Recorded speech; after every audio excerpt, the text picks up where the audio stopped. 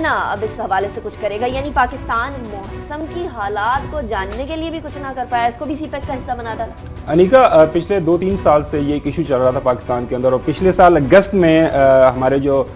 मौसम वाले डिपार्टमेंट है उन्होंने 19 अरब रुपए का एक प्रोजेक्ट प्राइम मिनिस्टर ऑफिस को फॉरवर्ड किया था कि मुल्क के अंदर हमें रिडार, जो मॉडर्न रिडार चाहिए। उनमें आर्गूमेंट ये उन्होंने पेश किया था कि अभी जो हमारे रिडार हैं 21 रिडार हैं वो बिल्कुल ऑब्सोलीट हो चुके हैं, वो काम बिल्कुल ठीक नहीं कर रहे। आपको याद होगा पिछले साल 1 जून को इस्लामाबाद के अंदर बड़ा जखड़ चला था और उसमें काफ़ी जानें भी ज़ाया हुई थी। उसके बाद प्राइम मिनिस्टर ऑफिस ने एक रिपोर्ट मांगी थी कि आप क्यों नहीं ये प्रेडिक्ट कर सके कि इस तरह का अगर मौसमी तब्दीली होने जा रही है इतनी रेडिकल किस्म की, तो आप क्यों नहीं इसको प्रेडिक्ट कर सके। तो फिर जो हमारे जो मौसमी इदारे के लोग हैं उन्होंने जाके बताया था प्राइम मिनिस्टर साहब को कि सर हमारे जो रिडार हैं वो बिल्कुल पुराने हो चुके हैं। उसमें जो तफसील ये है कि अभी जो हम 7 के 8 रिडार हैं मुल्क के अंदर,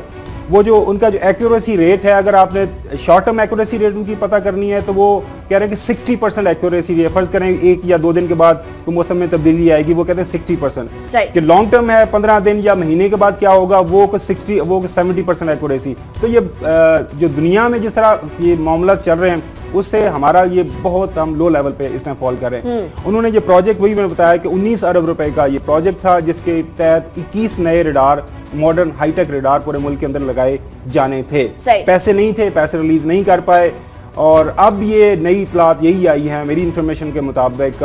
ये सीपैक के अंदर ये प्रोजेक्ट डाल दिया गया है। ये चाइनीज हमें ये पैसे प्रोवाइड करेंगे, यकीनी तौर पर वो एक लोन होगा, लोन के तौर पर हम देंगे। लोन है यानी सॉफ्ट लोन होगा, ये कोई ऐसी चीज नहीं जिसको हम इन्वेस्टमेंट कह सकते हैं। वो हार्ड लोन एक डिफरेंट स्टोरी है। इस पे जो बड़ा उस पे डायरेक्टर जनरल हैं जो हमारे जो मेट्रोलॉजिकल डिपार्टमेंट को, उन्होंने कहा था क्या मुल्क के अंदर अगर 25 PhDs भी ले आए ना तो ये जो जिन्होंने मौसम पढ़ा है और मौसम की तब्दीलियों के बारे में पढ़ा है वो भी प्रेडिक्ट नहीं कर सकते अनटिल अनलेस आप उनको ये मॉडर्न टेक्नोलॉजी, मॉडर्न रिडार्स नहीं देंगे।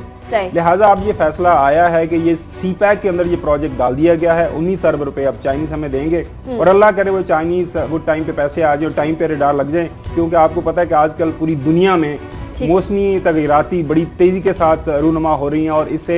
मुल्कों के अंदर इकोनॉमी को बड़ा, स्पेशली ग्लोबल वार्मिंग के बाद, ग्लोबल वार्मिंग जिसको डोनाल्ड ट्रंप नहीं मानते। जी सोहेल साहब, हम अरबों रुपए के मुख्तलिफ मंसूबे शुरू कर लेते हैं, रातों रात PSTP से रिलीज भी कर लिए जाते हैं। मौसमियात से मुतल्लिक इतने अहम रिडार्स हम खुद क्यों नहीं खरीद सकते, और अगर PSTP या किसी भी और फंड से हम इसको एलोकेशन कुछ करके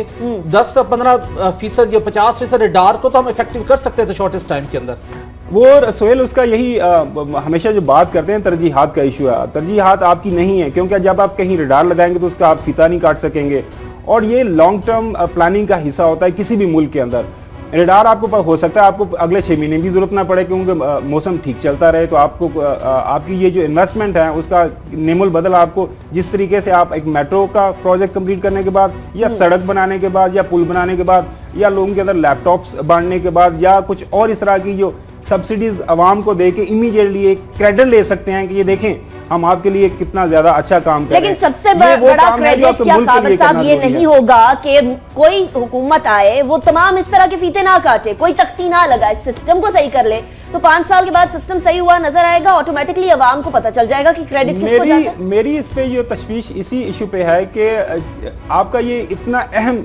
ये सेक्टर है जिसपे इन्वेस्टमेंट की हमेशा से जरूरत रही है, आपने क्यों नहीं की। अब आप हर चीज आप चाइना की झोली में डाल रहे हैं, हर चीज ही चाइना की झोली में डाल रहे हैं। मुझे नहीं समझ आ रही कि आप मुल्क की इकोनॉमी है, अगर सब कुछ ही सीपैक के साथ रिलेट कर दिया, कल को खुदा न खास्ता चाइना की इकोनॉमी बैठती है, चाइनीज आपको ये पैसे नहीं दे पाते, या चाइनीज अपने पैसे वापस मांग लेते हैं। दुनिया में जब कर्जे दिए जाते हैं तो कर्जे तो वापस फ्यूचर के अंदर चाइना की इकोनॉमी बैठने का तो अभी फिलहाल कोई चांस नहीं है। नहीं, मैं ये नहीं कह रहा खुदा न खास्ता बैठेगी, लेकिन ये होता है कि जब आप सारे अंडे ही आप एक बास्केट के अंदर रख देते हैं तो उसका फिर उसमें यानी अपने पोर्टफोलियो को जरा वर्सेटाइल रखें ना, डाइवर्स रखें ना। आप इन्वेस्टमेंट पूरी दुनिया के अंदर जो मालिक आगे जाते हैं वो पूरी इन्वेस्टमेंट एक ही मुल्क से नहीं लेते, पूरी दुनिया से इन्वेस्टमेंट आप मुल्क के अंदर लेके आते हैं और फिर आगे बढ़ते हैं। ठीक, सोहेल साहब आपका पॉइंट, फिर मैं दूसरे टॉपिक की तरफ जाऊंगा। हानिका, बदकिस्मती से पाकिस्तान का शुमार दुनिया के उन ममालिक में होता है जो क्लाइमेट चेंज से बुरी तरह से मुतासिर हो रहे हैं, लेकिन बदकिस्मती से ना तो हम मौसम की तब्दीली की को प्रेडिक्शन कर सकते हैं, उसके साथ साथ